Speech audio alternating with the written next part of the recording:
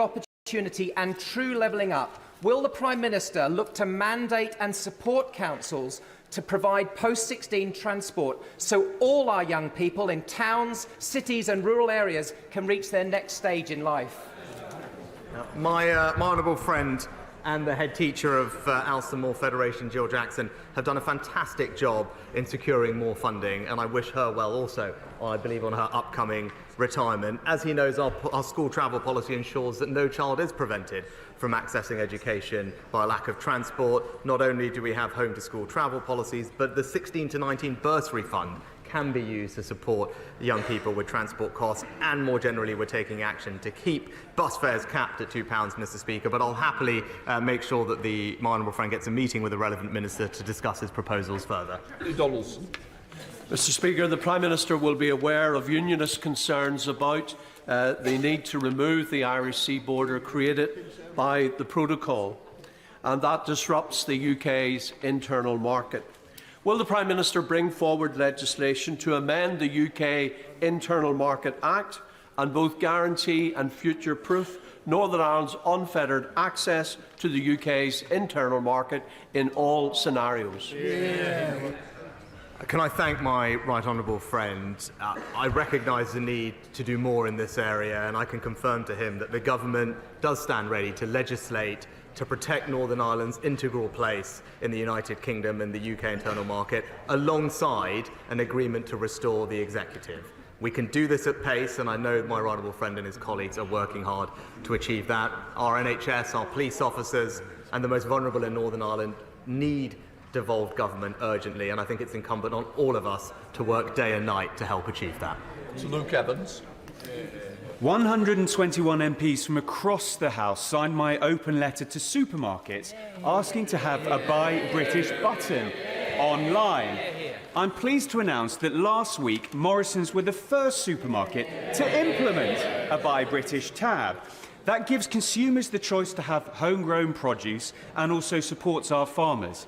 So will the Prime Minister join my calls to ask other supermarkets to have the courage to make the change and follow suit?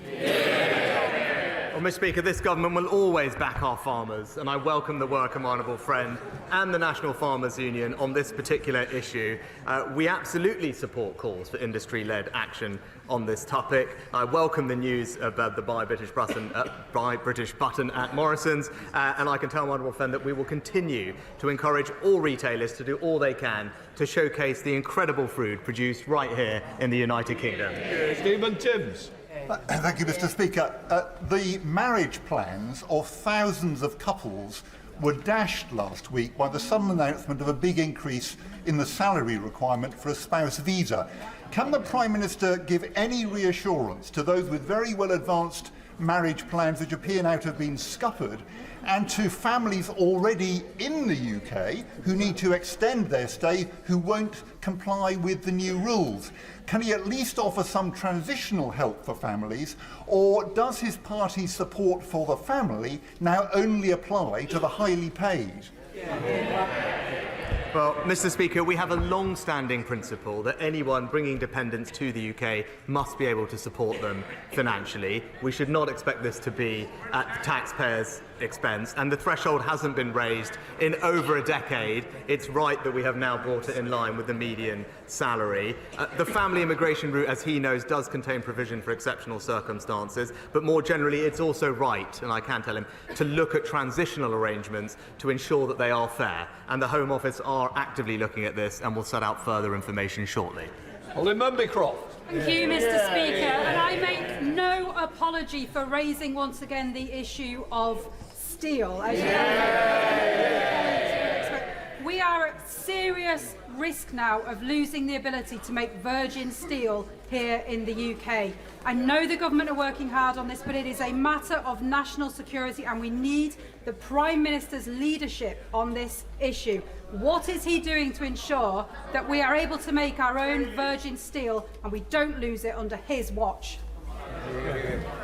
Mr Speaker, can I praise my honourable friend's leadership for for championing her local community, but also the steel industry in the UK. And she's right to do so, because it is an incredibly important part, not just of our local communities, but of our economy and security. And she is right to put this issue on the agenda. We are committed to working with the steel sector to secure a decarbonised future, supporting local economic growth and our levelling up agenda. That includes our commitment for major support with energy costs, but also access to hundreds of £millions of grants to support energy efficiency and decarbonisation. I obviously can't comment on conversations with individual companies, but you can see our track record in working with either Celsa or Tata Steel that we have been able to support our fantastic steel industry and will always continue to do so.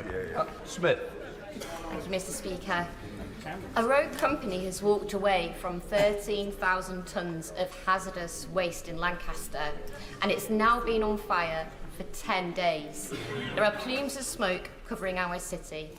Lancaster City Council has been left to pick up the tab, and to date they've spent £262,000.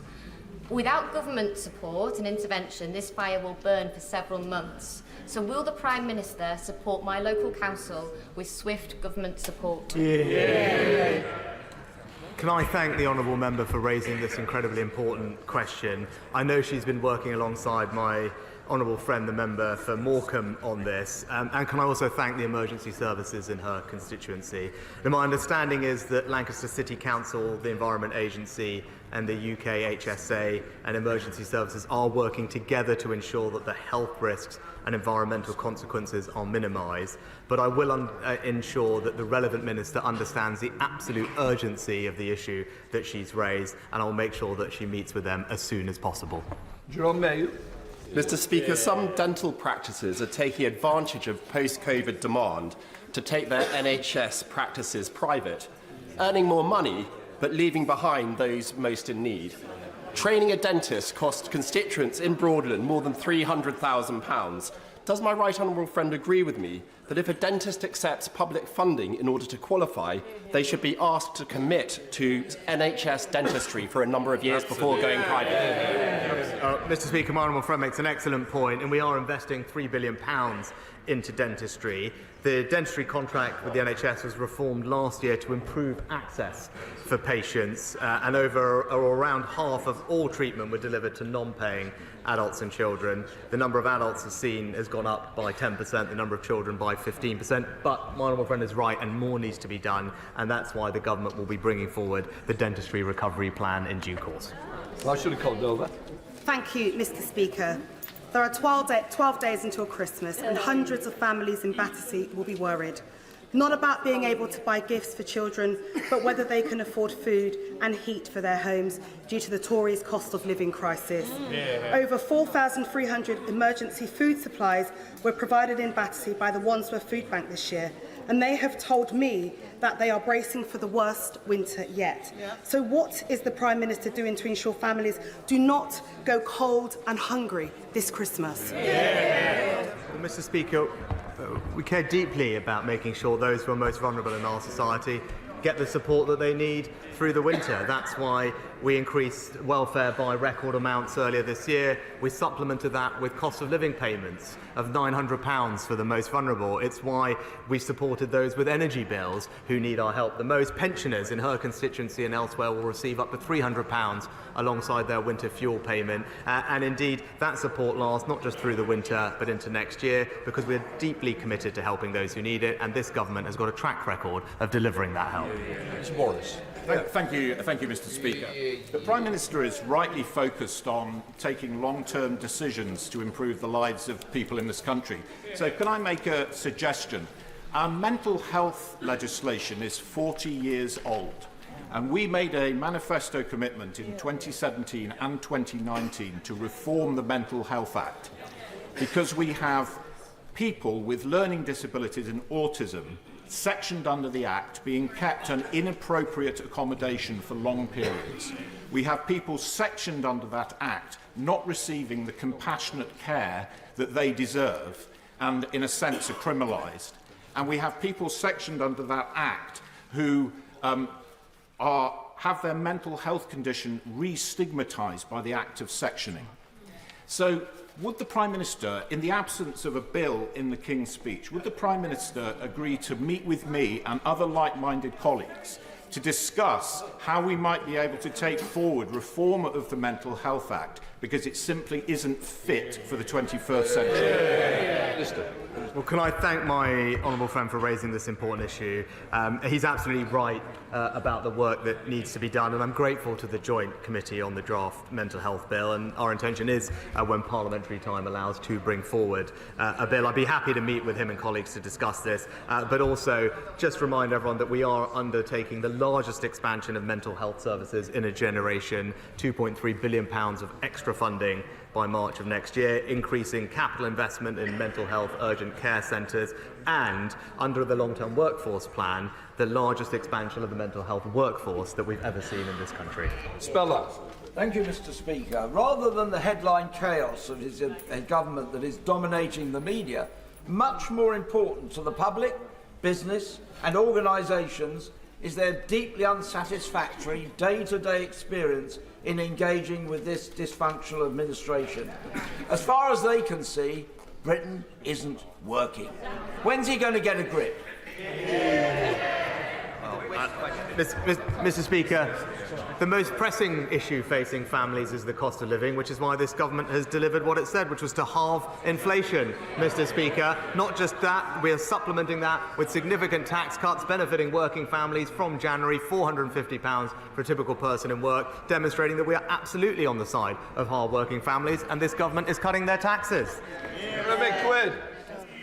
Mr. Speaker, breast cancer survival rates have improved, but we need to go further on harder-to-reach cancers. There is a drop-in in Parliament this afternoon on lobular breast cancer and the research we need. Could my right honourable friend or his excellent new Secretary of State for Health find time in their busy diaries to join us? Well, can I thank my right honourable friend for the work that he does on this specific and important issue. I'm happy to tell him the Health Secretary, I believe, is attending this afternoon's event to hear more about its work, and I can assure him that we're focused on fighting cancer on all fronts: prevention, diagnosis, treatment, research and funding. We are making good progress, but there's always more we can do, and I look forward to hearing from him after this afternoon's event. Thank you, Mr. Speaker. While Home Secretary was in Rwanda signing his new treaty, his department put out a contract to manage small boat arrivals until 2030 at a £700 million cost to the taxpayer. Doesn't this show that even the Home Office doesn't think the Minister's plan will work? It's a total mischaracterisation, Mr. Speaker, of what was put out, which was an advert, not a commitment. But what I can say to the Honourable Lady, I'm glad that she now cares about this issue, not something that we've seen previously from the side opposite, but our track record is clear. We've got the numbers of small boat arrivals down this year by over a third, Mr. Speaker. That's what we're doing about it. The party opposite voting against every measure that we've taken. Thank you, Mr. Speaker. I chair the caucus of 38 Conservative members of Parliament who have Britain's longest river flowing through their constituencies, and we presented a business case to the Chancellor for £500 million to try to manage this river holistically. Our constituencies are now facing flooding every year, with the damage that causes our businesses and our communities. And this evening I have an adjournment debate on flooding of the River Severn. Will the Prime Minister take an interest, because the business case shows a GVA uplift for the West Midlands of over £100 billion if we can manage and tame Britain's longest river? Can I thank my honourable friend for raising this? I do recall he and I spoke about this when I was Chancellor, and I praise him for the work and his leadership on this issue in his local area. I'll make sure the Chancellor does look at the business case, and he will know that we have a significantly increased funding for flood defences to over £5 billion, protecting hundreds of thousands more homes. But if this is an interesting opportunity for the Chancellor to look at it, I'm sure he'll take that up. Christopher Brown. Thank you, Mr. Speaker. Mr. Speaker, what's worse? Losing your WhatsApp messages as a tech bro, losing £11.8 billion to fraud as Chancellor, presiding over the biggest fall in living standards in our history, or desperately clinging on to power when you become even more unpopular than Boris Johnson? Mr. Speaker, Mr. Speaker, what matters to me is delivering for the British people, and that's exactly what we're doing. Why don't Theresa Villiers? Given the appalling reports of sexual violence committed by Hamas on the 7th of October and the risk that hostages could have this treatment inflicted on them as well, will he raise this issue in international fora so the international community demands strongly humanitarian access to hostages in Gaza? Oh, Mr. Speaker, the reports of sexual violence perpetrated by Hamas are deeply shocking. We've raised our concerns with the United Nations a fortnight or so ago, and we are engaging with the Israeli government to consider what further support we can take. And more broadly, we continue to do everything that we can to ensure that all hostages can return safely to their families, including those British hostages and those with links to the UK. And she can rest assured that I and the Foreign Secretary are working tirelessly to bring about their safe return. That completes Prime Minister's questions.